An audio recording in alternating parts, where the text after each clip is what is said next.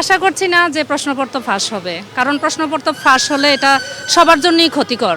একটা স্টুডেন্ট আপনার সারা বছর কষ্ট করলো, কষ্ট করে সে পরীক্ষার জন্য প্রিপারেশন নিল, আরেকটা স্টুডেন্ট সারা বছর পড়লো না, প্রিপারেশন নিল না, দেখা গেল যে প্রশ্নপত্র ফাঁস হয়ে গেলে সে যদি আগে প্রশ্নটা পাওয়া যায় তাহলে সেক্ষেত্রে দেখা গেছে যে ভালো মন্দের যে একটা আছে ওইটা হইলো না, মেধাটা সঠিকভাবে যাচাই হলো না।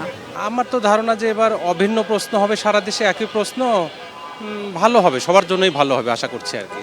প্রশ্নপত্র ফাঁসে আশঙ্কা করছি না আর কি।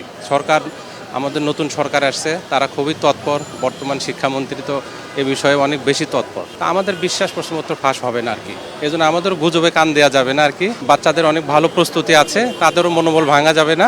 আসলে এখন তো আপনার সৃজনশীল পদ্ধতিতে পরীক্ষা হয়, তো নকল করা বা নকল করার কোনো প্রশ্নই আসে না, বা ওইটা করার কোনো সুযোগই নেই, যেহেতু সৃজনশীল পদ্ধতিতে এখন পরীক্ষা হয়।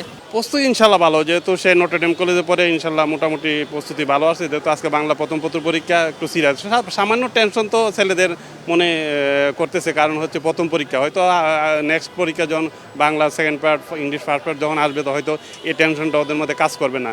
কিন্তু বর্তমানে আজকে গতকাল রাতে দেখলাম একটু টেনশন কাজ করতে। আসলে ওরা তো ইন্টার পরীক্ষা দিচ্ছে, যখন এসএসসি পরীক্ষা দিয়েছিল তখন তার এত টেনশনটা একটু বেশি ছিল। যেহেতু ইন্টার পরীক্ষা, বাংলা প্রথম পরীক্ষা একটু স্বাভাবিক, একটু টেনশন বেশি আছে আর কি।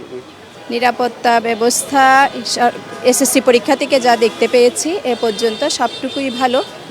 9টা 30 মিনিটে আমাদের কলেজে আসতে বলেছে, স্টুডেন্টকে নিয়ে এসেছি। ঠিক সারিবদ্ধভাবেই টিচাররা পরীক্ষার কক্ষে প্রবেশ করিয়েছে, যাতে স্টুডেন্টরা নার্ভাস না হয়। আমরা আশা করছি পরীক্ষার পরিবেশ খুব ভালো হবে ইনশাল্লাহ। প্রস্তুতি তো নিচ্ছে ভালো, এখন বাকিটা আল্লাহর উপরে, দেখা যাক কি হয়।